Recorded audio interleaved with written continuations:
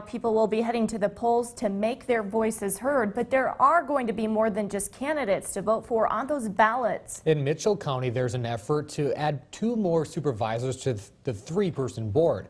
But as KIMT News 3's Brian Tabak is finding out, making those kind of changes are complicated. Driving through Mitchell County, you'll see a number of campaign signs, but among them are these Vote Yes for 5 signs. Most places I stopped and they let me put a sign, I had people call me. Tom Kenny is the man behind the campaign and petition to get the measure on the ballot. He says he came up with the idea in 2012. The county, before it was like bridges, the roads, put gravel on the road, buy an excavator underneath the recommendation of the county engineer, and it's pretty straightforward. But when they started getting involved in this Port Authority and this pipeline project, they need to have more people involved in it. But making these changes is complicated.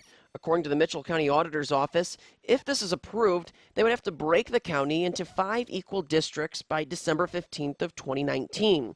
Once that's done, the 5-person board would go into effect, meaning all incumbent supervisors' terms would expire and they would have to run again in 2020. I had gotten the feeling when I started this, the people at the courthouse, it's going to involve more work and it's going to involve some time. Well, if the people want it, then so be it. According to Iowa law, 2 of the supervisors would be elected to 2-year terms, and the other 3 would be elected to 4-year terms. But not everyone is in favor of the change. I personally have paid for ads in the paper, and I paid for most of the signs myself. Mitchell County Chair Stan Walk started a Vote No campaign, saying adding 2 people to the board would cost the county too much money. If there were 5 supervisors instead of 2 votes yes, it would take 3 votes yes. In other words, only 1 extra vote yes, but it could cost as much as $120,000 a year for the 2 supervisors. Though Walk says the salaries are undetermined, he says having 5 people on the board isn't worth the effort. 5 people do not add any value to the Board of Supervisors. But Kenny says change is a good thing, and will start a petition again if it's not passed. We'll just keep going because until things change, I think it's really needed. Well, thank you, Brian. If this measure fails, being elected to the Board of Supervisors will continue to be a 4-year term.